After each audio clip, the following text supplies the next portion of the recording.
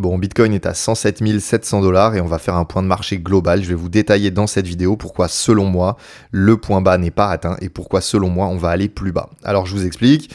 Je suis dans une position relativement baissière depuis quelques semaines, depuis ici, par exemple, où je vous indiquais, donc dans les 3 vidéos précédentes, donc il y en a eu d'autres, mais ici, en l'occurrence ici le 21 octobre, je vous expliquais sur ce rebond à 113 000 $, qu'il fallait prendre des profits, qu'on était dans une phase où il fallait prendre des profits, on avait des signaux faibles et qui nous indiquaient un potentiel retournement du comportement des gros investisseurs et que dans ce cas-là, il fallait prendre des profits et sécuriser sa position pour se hedger.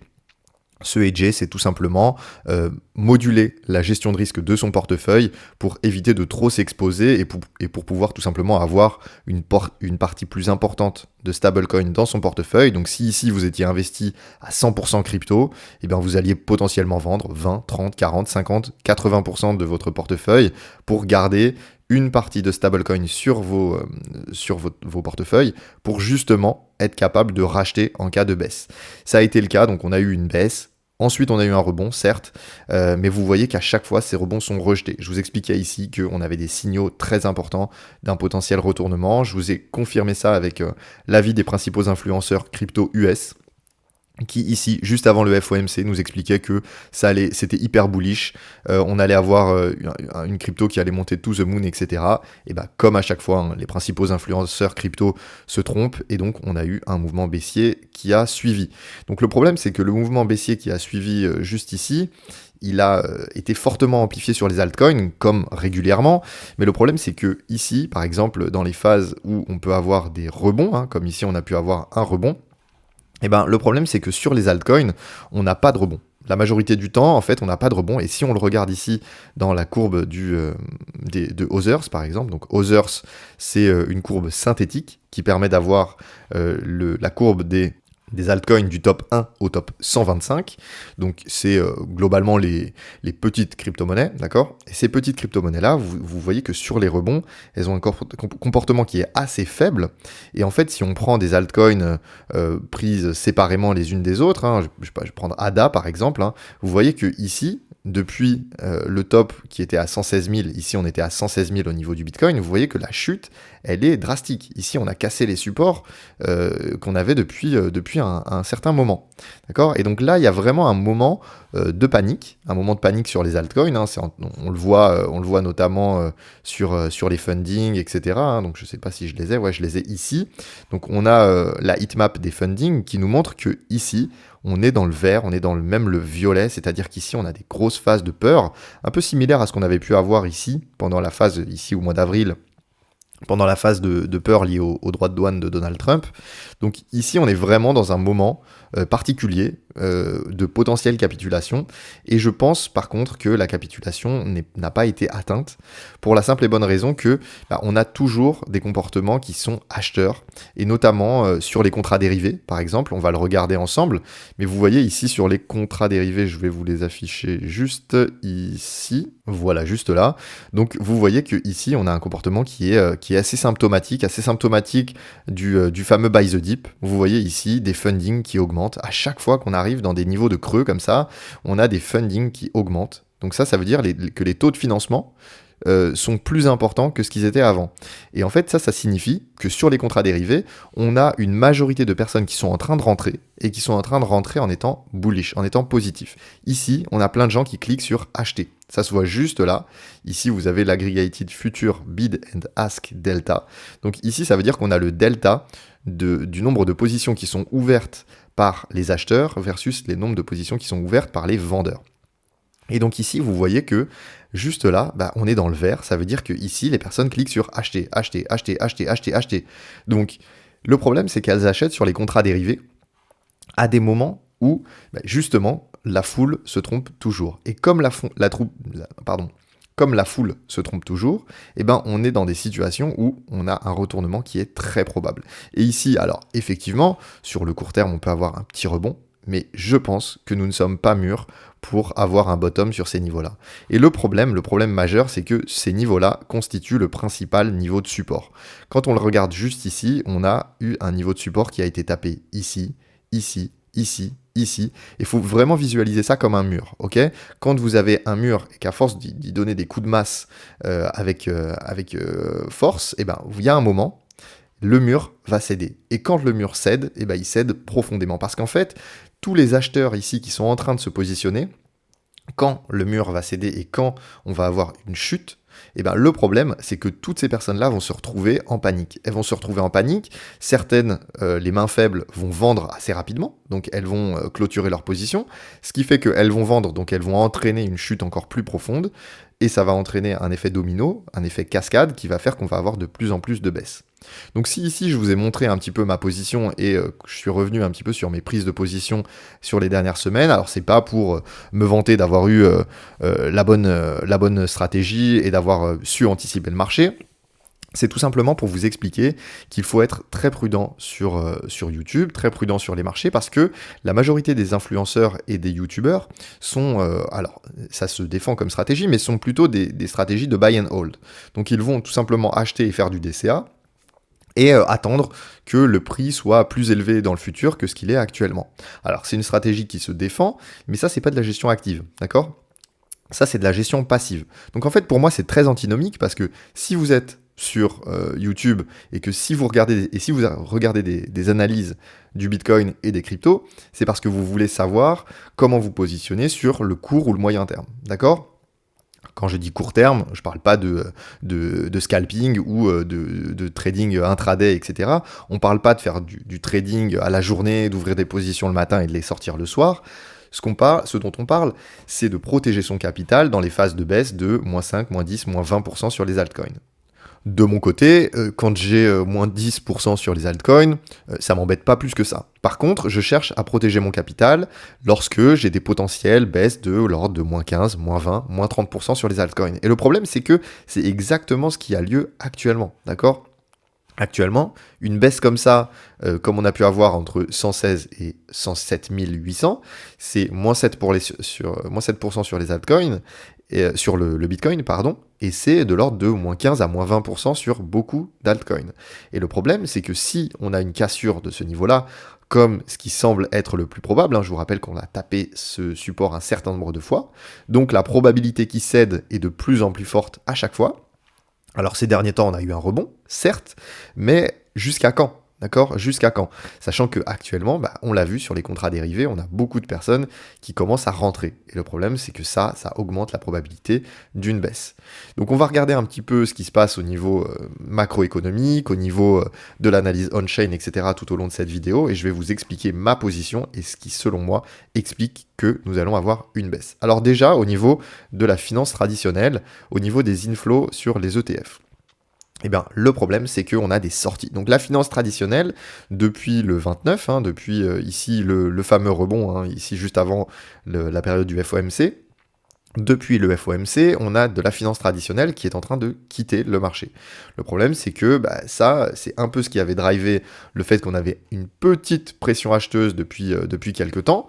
Si ici, je vous le montre via des histogrammes, donc ici, on est sur Glassnode, et je vais vous montrer juste là, vous voyez, juste ici, on a eu pas mal d'achats, et le problème, c'est que depuis ça, on a beaucoup de sorties de capitaux, et donc ça, c'est un vrai problème, parce qu'on n'a plus de pression acheteuse depuis la finance traditionnelle. Si on regarde maintenant au niveau des baleines, donc ici on va regarder les différentes cohortes, donc je vais vous retirer les petites cohortes parce que vous voyez que ici elles font pas grand chose, c'est des toutes petites cohortes avec très peu de volume. On a ici de l'achat, on continue d'avoir de l'achat sur les portefeuilles qui pèsent entre 100 et 1000 bitcoins. Le problème c'est que cet achat il commence à se réduire, donc déjà ça c'est un problème, et que d'autant que ce sont une cohorte de gens qui ont l'habitude d'être plutôt mal positionnés. Vous voyez qu'ici, ils ont acheté le top, et qu'ensuite, ils ont vendu, et ils ont complètement vendu le bottom.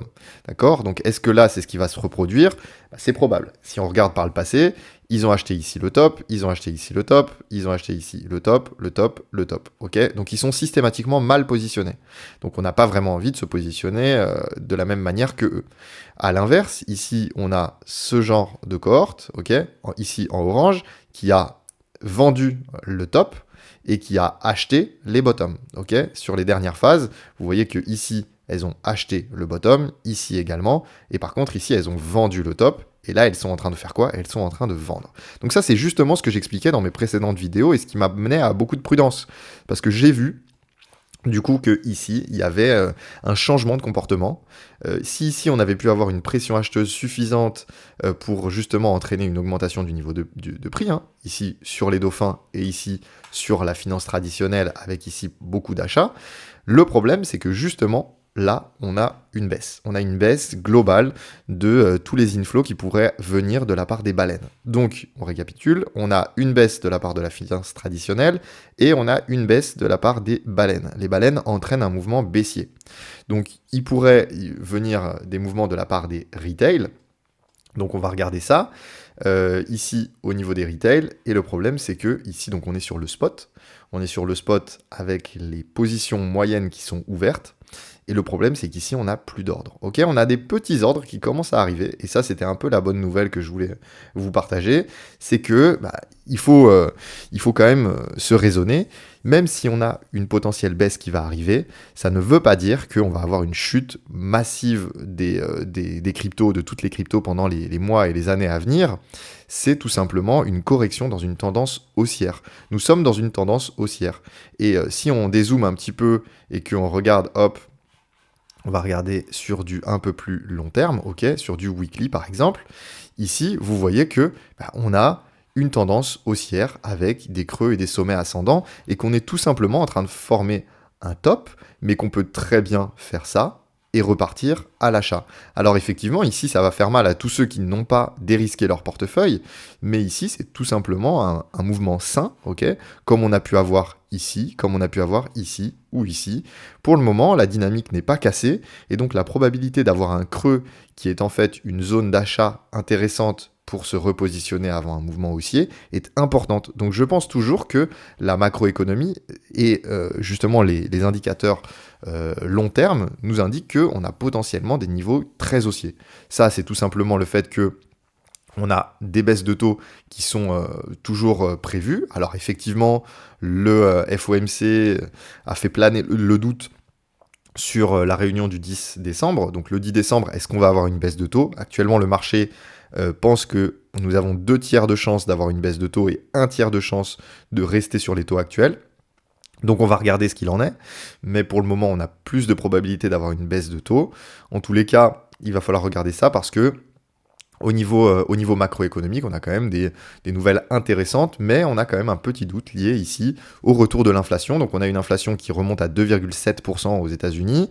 Alors bon, vous voyez que là, ça peut potentiellement gêner sur une potentielle baisse de taux. Le côté positif, par contre, c'est que le quantitative tightening va s'arrêter au 1er décembre. Je vous rappelle que le quantitative tightening, c'est le fait de retirer de la liquidité des marchés. Et en fait, c'est la planche à billets inversée, tout simplement. La planche à billets, c'est justement d'imprimer des billets et de les déverser dans l'économie mondiale. Ça, c'est ce qui avait pu avoir lieu justement pendant toute cette phase-là de bull run en 2020-2021. À l'inverse, depuis 2022, et ce, justement, entre le bear market, la phase de consolidation et le bull market qu'on a connu, pendant toute cette phase-là, on a eu une phase de quantitative tightening, où on a eu une planche à billets inversée, c'est-à-dire qu'il brûlait des billets, basiquement. Bon, c'est un petit peu schématique, mais vous avez compris.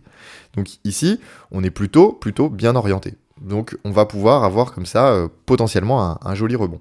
En tous les cas, ici, il nous faudra un nouvel intérêt, et l'intérêt des retail notamment, je vous en ai parlé dans ma vidéo sur les différentes phases du cycle, et je pense toujours que cette dernière phase du cycle va arriver, qu'elle n'est pas arrivée, qu'il va nous falloir justement l'arrivée de retail, et pour ça, donc, on regarde des signaux faibles, comme par exemple ici sur Google Trend. Est-ce que le terme crypto est recherché sur Google? Vous voyez qu'actuellement, pas du tout. Donc on n'a pas de nouvelles personnes qui tapent crypto sur Google pour s'y intéresser, etc. On le voit également ici au niveau des vues réalisées par les influenceurs YouTube. Donc je vous remercie d'ailleurs pour le fait d'être de plus en plus nombreux sur la chaîne et de nous apporter autant de soutien et de gentils commentaires sur la chaîne et sur les différentes vidéos. Je vous remercie. En tous les cas, le reste des influenceurs réalise très peu de vues. On a une dynamique qui est plutôt baissière ces derniers temps. Si on regarde sur les 3 derniers mois, vous voyez que ici, la dynamique, elle est quand même baissière. Il y a peu de vidéos qui sont vues, il y a peu d'influenceurs qui prennent des nouveaux abonnés, etc. Donc là, c'est compliqué. C'est compliqué pour les nouveaux arrivants. Il n'y a pas de nouveaux arrivants et vous savez que c'est généralement dans ces phases-là qu'il va commencer à y avoir des phases intéressantes pour se repositionner. Donc pour le moment, on est sur le côté, on est en train de regarder ce qui se passe, on protège notre capital, mais on est bien attentif à ce que va faire le marché. En tous les cas, au niveau du Fear and Greed Index, on est à 42%. Donc là, il y a un petit retour dans la neutralité. La peur est en train un peu de s'estomper. Forcément, on a eu un rebond. Mais là, j'ai pas de mal à penser qu'avec justement ici la cassure de ces niveaux-là, donc on était tout simplement venu faire un pullback. Ici, on est venu casser la trendline juste là. Hop, on est venu la casser.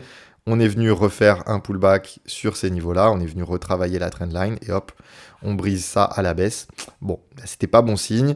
On s'en doutait. Nous, sur le groupe d'investissement privé, on avait vu ce niveau-là. Ici, on en a profité pour reprendre des profits et ressortir du marché. Donc évidemment, de notre côté, dans le cercle d'investissement, c'est la plus-value qu'on peut apporter. C'est d'avoir justement cette indication court et moyen terme pour justement savoir ce qu'on fait sur le marché, pour pouvoir protéger son capital. J'envoie justement à chaque fois mes prises de position, mes sorties de position, etc. À quel moment je rentre, à quel moment je sors, à quel moment je prends des profits, à quel moment je pense qu'il faut re-rentrer. Alors nous, de notre côté, on est déjà en train de faire notre liste de courses pour justement acheter en cas de phase de correction, qu'est-ce qu'il faut acheter, à quel niveau, etc. Donc tout ça, c'est évidemment ce qui est partagé dans notre cercle d'investissement. Vous avez toutes les possibilités de nous rejoindre via les liens en description. Je vous rappelle que nous sommes une entreprise domiciliée en France, d'accord. Donc vous avez bien entendu toutes les garanties quand vous souscrivez à notre offre. Vous êtes maître de votre abonnement, vous pouvez le résilier à tout moment. Vous avez une formation qui vous est offerte à partir du moment où vous souscrivez à l'abonnement. En tous les cas, n'hésitez pas à nous rejoindre si vous le souhaitez. On va passer sur des indicateurs un petit peu plus premium.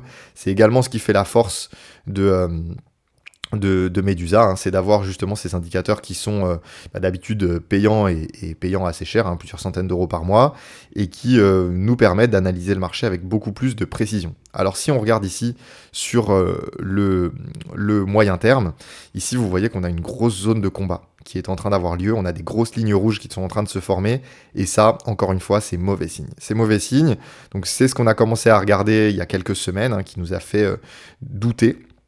Et là, le problème, c'est qu'on voit qu'on a beaucoup de ventes. On a beaucoup de ventes au-dessus du prix. Et donc, les lignes rouges qui sont en train de se former et qui sont en train de s'intensifier montrent qu'on a des baleines qui sont en train en tout cas des gros portefeuilles, qui sont en train de sortir, qui sont en train d'accentuer leur pression baissière. Et ça, c'est mauvais signe. C'est mauvais signe parce que c'est ce qu'on a pu avoir. Par exemple, juste ici, hop, je vais vous le montrer juste là. On a pu avoir ça par le passé juste ici, en février, ça nous avait pris 15 jours entre justement le début ici le 9 février et ici la fin le 22 février. On avait eu une grosse zone de distribution qui avait pris part juste avant notre grosse phase baissière. Et là, vous voyez qu'on est en train de recréer quelque chose de similaire. Alors évidemment, moi je cible le retour sur cette zone-là, cette zone qui avait servi de grosse zone d'achat. Ok, si ici on regarde, c'était ici, donc justement entre les 93 000 et les 96 000 $. Il y a une grosse zone d'achat de la part des big whales, donc des gros portefeuilles qui avaient ici fortement vendu, ok, et qui s'étaient lourdement positionnés. Et bien là, ils avaient fortement racheté. On le voit justement ici sur Glassnode, elles avaient fortement racheté. Et donc ici, revoir le prix sur les niveaux des 95, 92, 93 000 $, c'est tout à fait probable.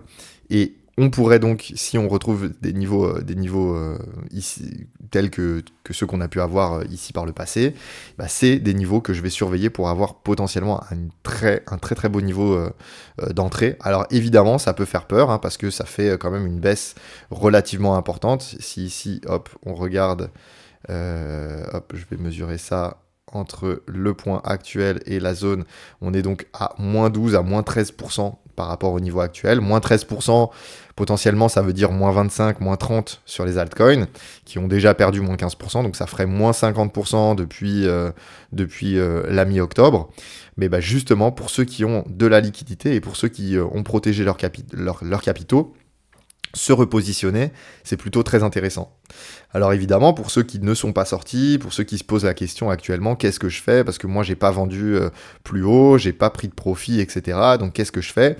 Bah là, il faut quand même si vous vendez pas 100% de votre portefeuille, il faut quand même se préparer, parce que la particularité, c'est que encore une fois, nous nous situons sur un gros niveau de support qui a été travaillé un grand nombre de fois et qui pourrait être brisé. Et s'il est brisé, le problème c'est qu'on va avoir une accélération baissière et que là ce sera trop tard pour vendre. Ok, quand on aura cassé ce niveau, ce sera trop tard pour vendre parce que en fait on va avoir une accélération sur la majorité des altcoins. Ok, si ici je regarde mon screener, ici regardez, on a tous les altcoins qui sont entre moins 16, moins 15, moins 10%. Donc évidemment il faut être très prudent parce que ici on pourrait avoir une accélération qui est bien plus importante sur le Bitcoin, mais aussi du coup sur les altcoins. Ici, au niveau de l'accumulation trend score, bon bah vous voyez ici, depuis le rebond, ici on avait une accumulation qui était de 1. Ok, donc ici sur cette phase baissière, on avait eu une accumulation un peu plus importante. Et depuis le rebond, bah vous voyez que ça vend fortement. Ici, on est passé de 1 à 0,97, à 0,88, puis à 0,76. Donc potentiellement ici, il va falloir être vigilant parce qu'on pourrait avoir justement un mouvement baissier bien plus puissant que ça. Au niveau ici de la supply détenue par les holders de long terme, bah vous voyez qu'on est dans une phase de distribution qui dure maintenant depuis pas mal de temps et qui s'accentue. Tout simplement ici, bah, les baleines vendent, les ETF vendent également. Donc on a des holders de long terme qui se séparent de leur crypto. Donc ici, je vous l'avais dit, c'est également quelque chose que je surveillais. Ici, on avait basculé en dessous du niveau... donc ici, je vais retirer les holders de long terme. Ici, au niveau des holders de court terme, vous voyez qu'on avait cassé le niveau, la ligne rouge ici, qui correspondait au prix moyen d'achat des holders de court terme. Ben, vous voyez que par le passé, quand on a cassé ces niveaux-là, c'était plutôt mauvais signe. Ça s'est passé ici. Ok, si ici je vous l'affiche, on a cassé ce niveau-là, on a fait un pullback, et ensuite il nous a fallu pas mal de temps, en l'occurrence 2 mois, pour reprendre ces niveaux-là, retrouver ici une phase d'accumulation, la fameuse phase que je surveille, celle qui avait eu lieu entre 92 et 96 000 $, que je surveille actuellement pour potentiellement recharger. Vous voyez que c'était arrivé également ici pendant la phase post-halving, qui avait également duré 2 mois, cassure, pullback, on retravaille cette zone, et ensuite, une fois qu'on arrive à se réinstaller au-dessus de cette zone, on repart fortement à la hausse. Ça a été le cas également ici. Je pense totalement que c'est possible qu'on ait une phase similaire actuellement, une cassure, une correction un peu plus profonde, une réaccumulation, et hop, repartir fortement à la hausse. C'est ce que je cible, c'est ce qu'on cible dans notre cercle d'investissement. Donc n'hésitez pas si vous voulez nous rejoindre. Donc c'est ouvert à tout le monde, même les débutants, etc. Si pour vous ça semble quand même assez trouble, toute cette analyse, qu'il y a beaucoup d'indicateurs, beaucoup de mots, beaucoup de technicité, etc. Bon, malheureusement, il faut être capable de comprendre ce que la majorité des gens ne comprennent pas. C'est ce qui fait que vous allez gagner et que les autres vont perdre. Je vous rappelle que les marchés financiers sont des marchés à somme nulle, c'est-à-dire que quand vous gagnez, d'autres personnes sont en train de perdre, donc pour gagner, il faut que vous soyez plus entraîné que la majorité des autres personnes.